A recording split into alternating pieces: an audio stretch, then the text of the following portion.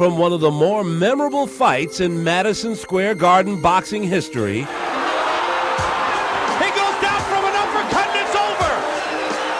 To the uncanny ability to leave the world of brawn and let his brain become his knockout punch. How you doing, sir? Chris Palmer. Leland Hardy, how are you, sir? Leland. Nice meeting you. Pleasure. I've had some great conversations with you guys. Leland Hardy may be considered an enigma to some, but in any language, one thing has always been constant with him. 我是将来的世界拳王，我要赢了。Eu vou ganhar por nocaut. Je veux gagner por nocaut. I'm gonna knock you out. The Leland Hardy story is next on After the Garden.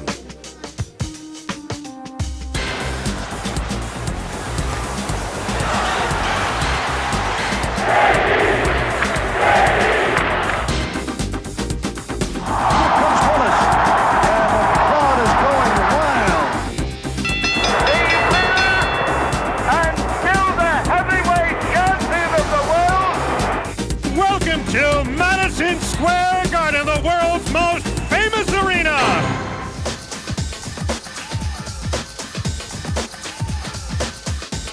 It's like Padilla landing that right hand, which rocked Hardy in the first round. Good straight right. Two of them by Padilla, sending Hardy down. He's up quickly. Oh, and he comes back with a good uppercut. And a left hand landed. And Padilla's a little shaky. And a good right hand by Hardy. Padilla's hurt.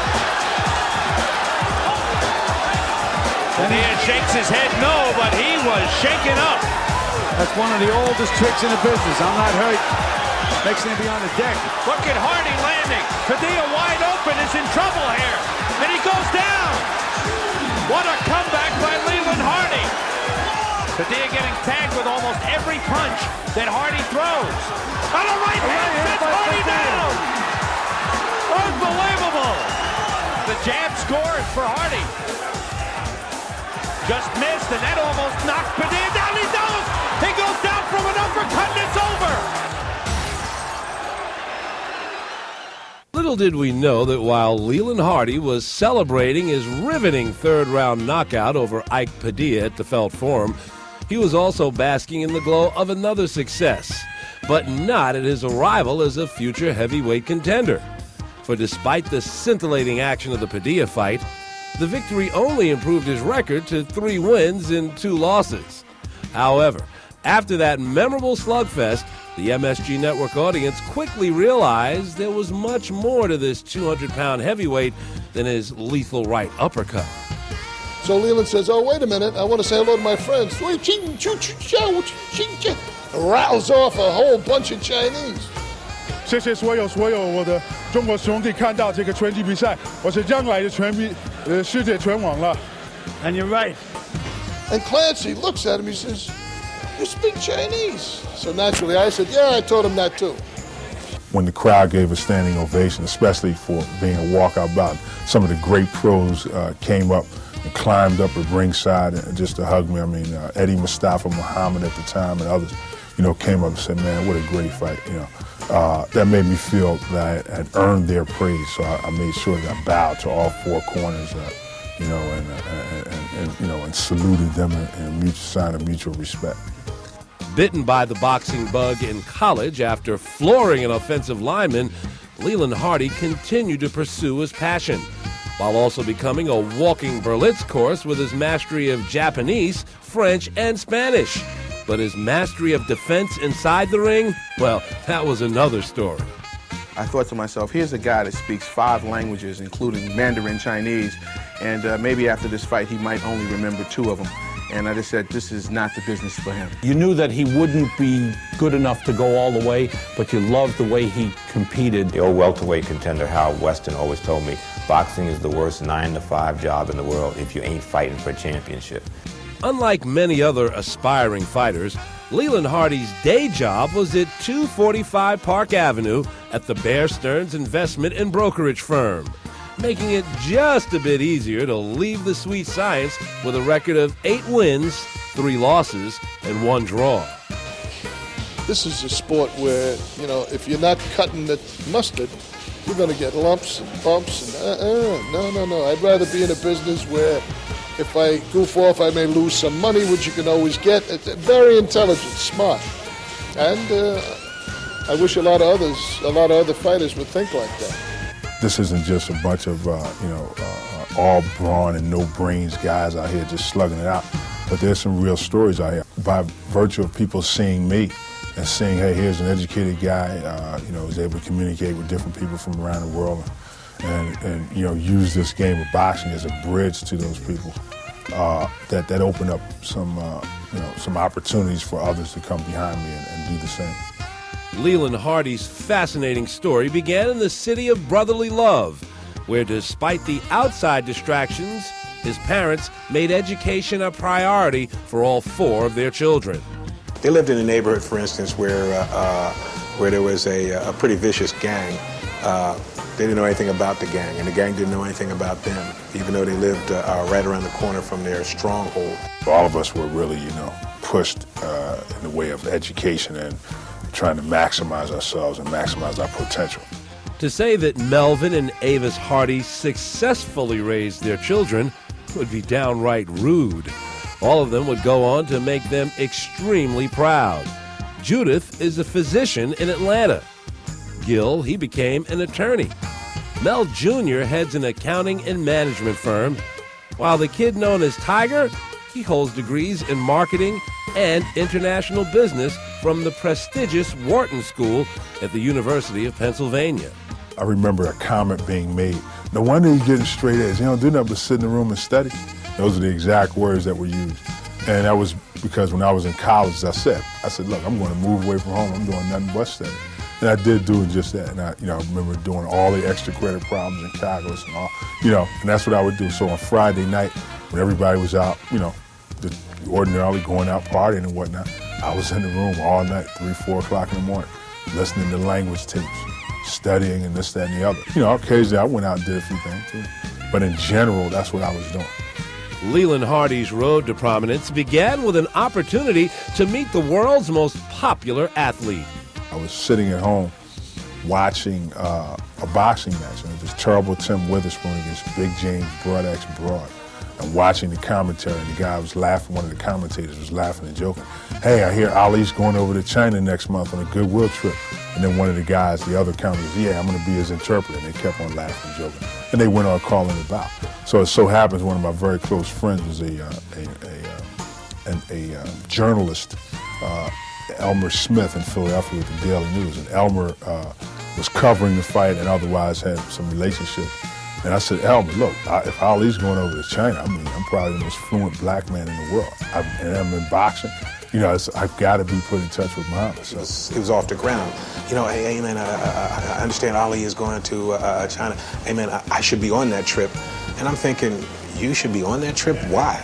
I mean, I'm telling you, I could spar with him, and I speak Chinese, and I'm saying, you speak Chinese? When Leland told me that he was Muhammad Ali's translator, and I said, oh yeah, where was this? I just figured, he went to the inner city and translating some homeboy's lingo. But he said, no, we went to China. I said, oh, you speak Chinese? And I think it was Mandarin or something. He speaks very different dialects. I think Polish also, things that I just, wouldn't even attempt because I know I can't do it.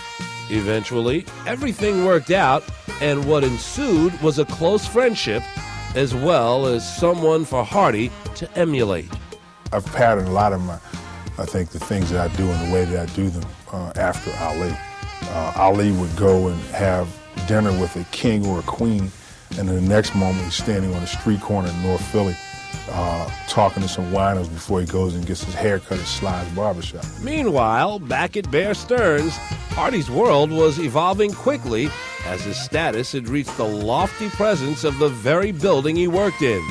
One day he brought Muhammad Ali in, and the whole firm stopped working. And as Muhammad Ali walked in, and from that point on, you could kind of see his evolution to do what he wanted to do.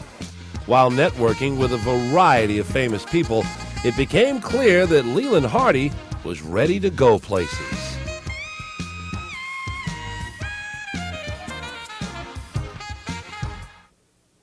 With a much broader and well-connected base than most co-callers, Leland Hardy left Bear Stearns to plant seeds for his future.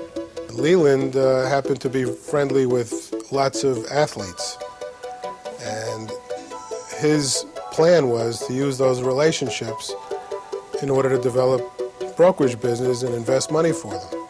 This was not really what he wanted to do. I mean, he wanted to, in another sense, but you know, the investment end was not really where his talents were, and that's when really things took off for him. Unfortunately, two family tragedies would sadden Hardy's success.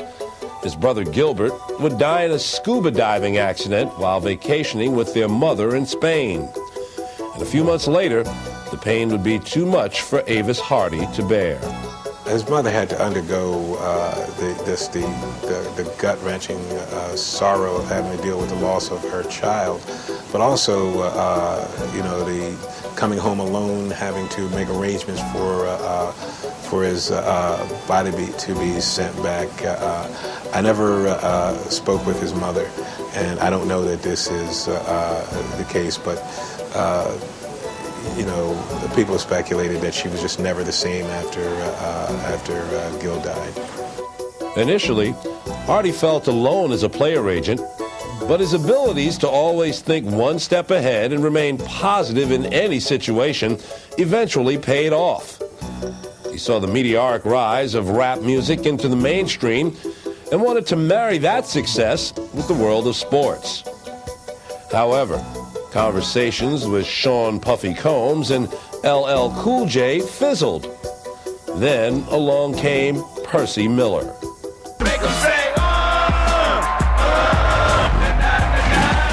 Known as Master P to his fans, he's the chairman of No Limit Enterprises, a $400 million self-made conglomerate with 6 divisions, ranging from records to film, to real estate, and to sports management.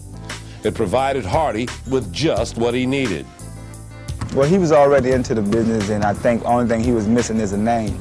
You know, people wouldn't take him serious because he didn't have the name or he didn't have the money behind him. And networking with me, I think we brought all that together, you know, with No Limit and the money that we had, and then people could really respect him for his quality, you know, and could really respect him as a person. You know, when he walked in there, he had ammunition now. You know, I mean, he a soldier, you know, and people really took him serious now, you know, and he had all the tools that he needed to make our business work.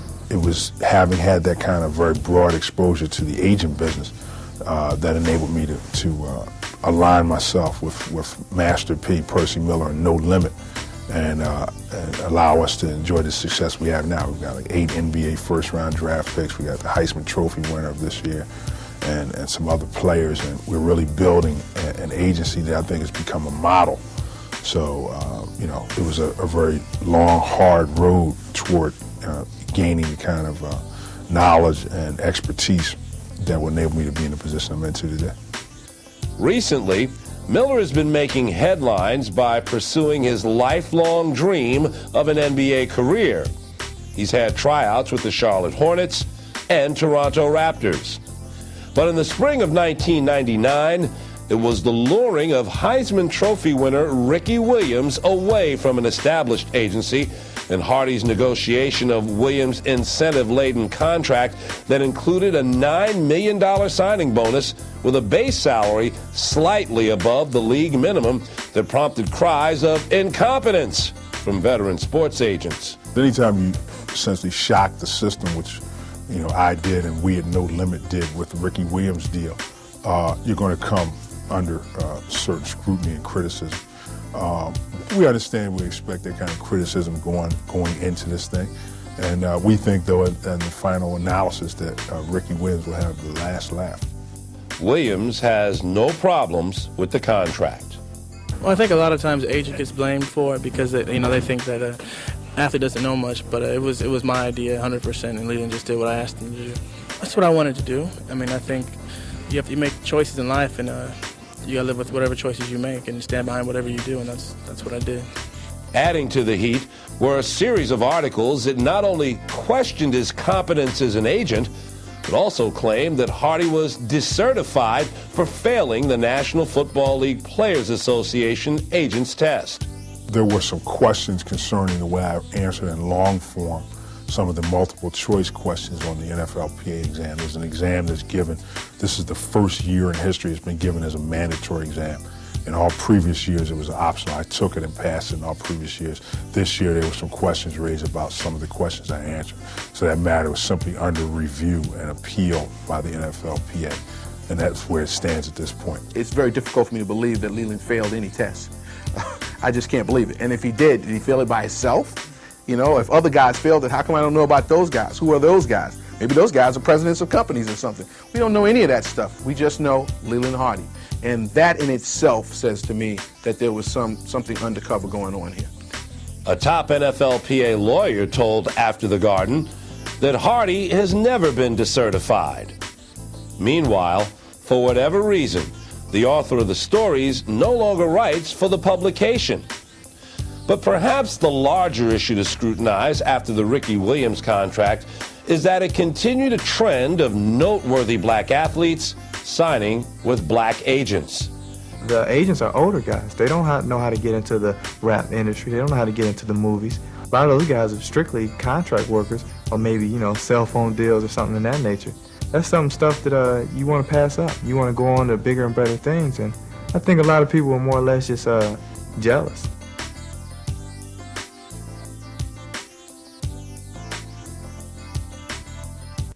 Proving what you know and who you know are equally important.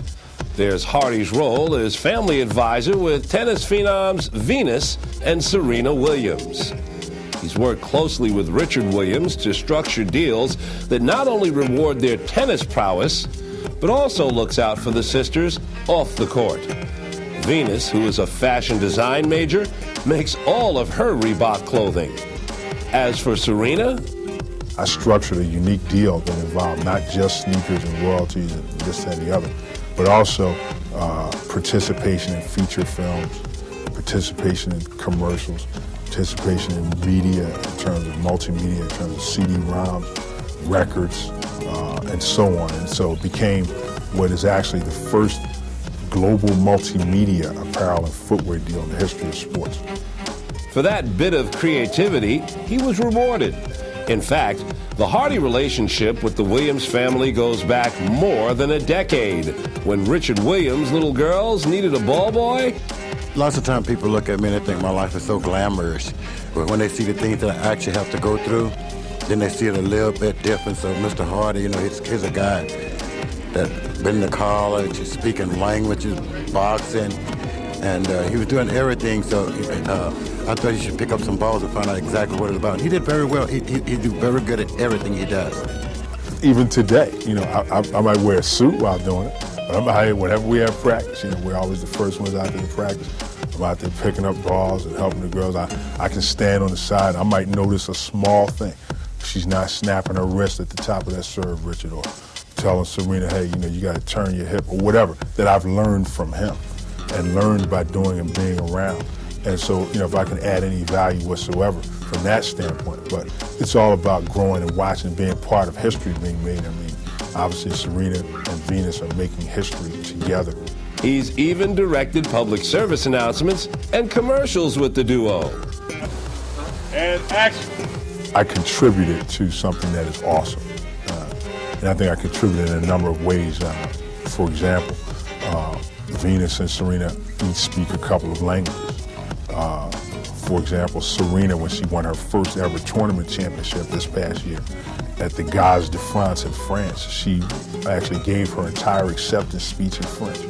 You know, and I remember, you know, often, always, you know, telling her father, man, you need to make them do all their French lessons, all their tennis instruction and whatnot in French. So I think I contributed to, you know, to what they've become, and I just feel, you know, a great sense of enrichment from having been involved with these young girls. He's very devoted to everything he does, and that's what's impressed me more than anything.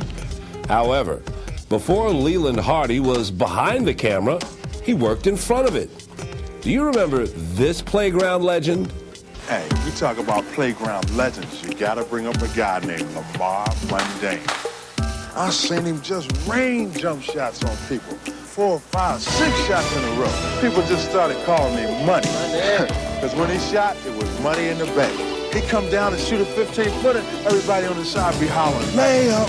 Slam dunks are tough. But when a 35-footer come raining out the sky, you know, why you up? Various roles in commercials and a small part in the movie, Do the Right Thing, accentuate Hardy's chameleon-like qualities.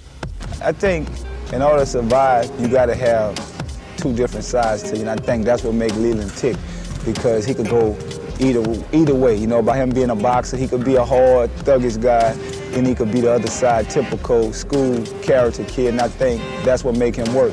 You need all that to be a complete person. Moreover, Hardy plans to compete against Don King for boxing promotions in the future. Not to be outdone, his wife Rosetta, she keeps pace by moonlighting as a cut person when not performing plastic surgery. His latest venture began several years ago with a wherewithal to hop on the computer website craze and secure the popular domain name, NewYork.com. We think that with the emphasis going toward online shopping, travel reservations, airplane ticket buying, and all these kind of things, we can leverage the domain name to offer to the world everything that New York is the world's capital of. The tragic death of friend Stefan Johnson magnified Hardy's appreciation for just what he's accomplishing. I think that Stefan is simply a case study of a guy that I think has stayed around too long. But if you look at almost all the other guys that are my contemporaries, the Riddick Bowes of the world, and many others, they kept fighting. And you don't look at the fights, you look at how much training you do and sparring you do in the gymnasium. So fortunately for me, I was able to retire from the boxing game in 1991. Here it is, 1999. And guys who I know have been fighting since they were 8 and 9 years old, and at the professional level, you know, continued to fight on after my retirement. So that's 8 more years of taking a lot of shots. And you know, it's definitely damaging. So I was fortunately able to step aside and go into another phase of professional sports. While it's his ability to easily move from one situation to the next, much like the man he's still friendly with, that sets him apart. Just being able to interact with people and get things done, and to understand that there's something that's a deeper motivator than money. And I think Leland has always felt that this was about a love. If you talk to him for any amount of time, there's a deep love that comes out of what he does. It's not cold and callous. It's very warm and inviting. Voice, the resonance in his voice, his understanding of what's going on. The fact that he gets back to you if he tells you he's going to get back to you, that he shows up when he says he's going to show up, that he's going to take care of you. He's going to take care of you. And yeah, sure, he learned a lot from Muhammad Ali, and you know, that made Muhammad Ali sportsman of the century. You know, a little piece of that has got to be a successful Leland Hardy. He's a genuinely humble person. I mean, even now, you call him up, things are going well. You know, he doesn't, you know, get on the Leland soapbox and preach to you, or like a lot of people might. And I think that that's a big plus that helps endure him to a lot of people, that he's a genuinely humble person, and he works hard.